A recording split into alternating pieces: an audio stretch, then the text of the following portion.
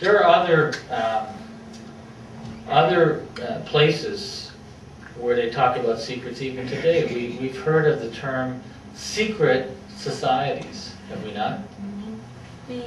Secret societies, and the implication there is that there is something curious to discover. And I would submit that they have all the same ingredients, even as the Da Vinci Code has. The secretness of them, the pursuit of knowledge, and the discovery of enlightenment as one gets further and further into it. Now, as I started talking, that the idea of secret societies, that's nothing new either. There's been secret societies around during the Middle Ages, and Da Vinci, certainly in his time, in the Middle Ages, if there were followers at that time of these teachings and these secrets, well, Da Vinci was just one. What he wanted to do in the Last Supper was put a secret code into the Last Supper that would keep it held so that it could be passed on from generation to generation. Now, this group of secret societies and those involved in some of the beliefs of Da Vinci, they were not Catholics. They were actually kind of opposed to Catholicism. They didn't believe in the level of idols that the Catholics kept. They certainly felt that the Pope was one who took advantage of politics and money, leverage and violence and these kind of things. In fact, the Spanish inquisitors were very, very interested in those who followed these secret types of initiates.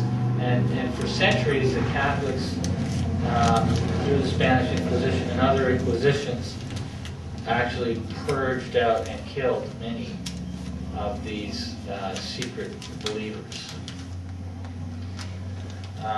But I think Da Vinci kind of found amusement that he was able to go right into a Catholic church and get Catholic men pose for the Last Supper, and he used real people's faces as he did the painting, and also a woman posed for one of the people in the painting. I think he found that kind of tongue-in-cheek, amusing. And he put different things in the Last Supper that are very secretive. For example, if you look from one side to the other, you'll see that one side is much darker and the other side is much lighter.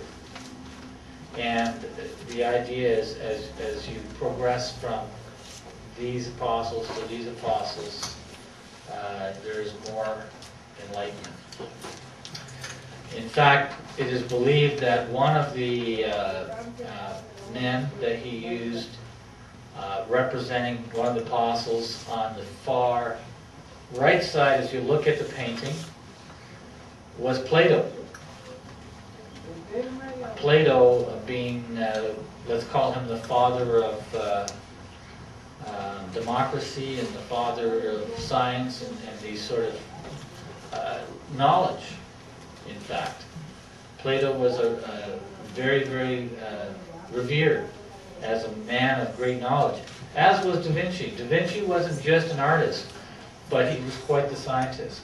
He had many great machine inventions. It was Da Vinci who drew pictures of ships with screws on top like a helicopter with the concept of being able to rise. He did actually design submarines and implements of war for kings. He was quite an accomplished and enlightened scientist as well as a painter. Very enlightened man. So you'll see in the picture definitely a dark to light hint. And this is one of the secrets that is slowly revealed in other writings about Da Vinci and the Last Supper. Even things laid out on the table. Now, there's a place in there where you'll see that one of the apostles is actually reaching for a knife. as if to cause Jesus injury. There's definitely apostles who are turned away from Jesus and looking at, in this case, the far right, the one who's supposed to be most enlightened, Plato, as if they almost have their back to Jesus and they're turning away from that to another form of enlightenment. So there are many things that he's putting into this painting representing the Last Supper, and I think he found it amusing that he could do this right in the Catholic Church. They would not be able to figure it out, but there is a secret code to it. Let me go a little further. In fact, there is a whole sect that believes that Jesus did not die on the cross. And Da Vinci was one of them. He believed that he may have feigned on the cross, but did not die. And later went on to marry Mary Magdalene, as Sister Carrie Ann points out, because she's reading through the book. And this is the belief. And that not only did he marry Mary Magdalene, but went on to father children. And that there has been a lineage of a bloodline that carried on from that parentage, Jesus and Mary Magdalene. So that's not the Jesus that I know. That's not the Jesus that I believe in. The Jesus I believe in came in the form of a man, was unblemished as a lamb, went to the cross without any sin, no blot, no blemish, and died on the cross and paid the price for our sins.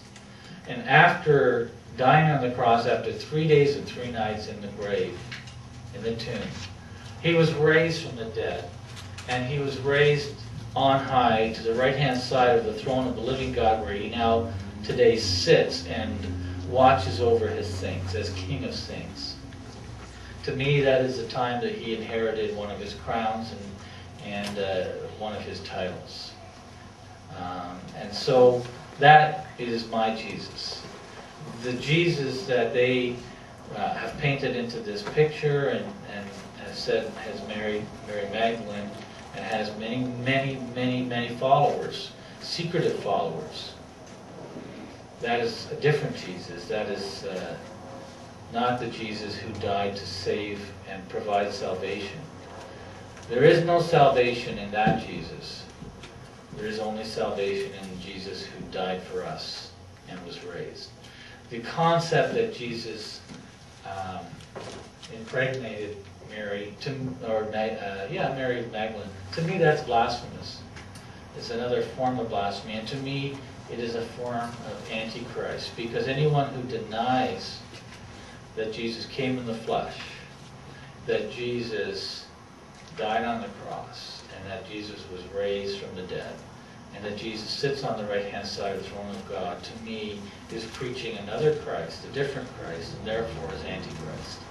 And so to me the whole Da Vinci Code and all the things around it are another form, another spirit of Antichrist that is going out into the world in these end times.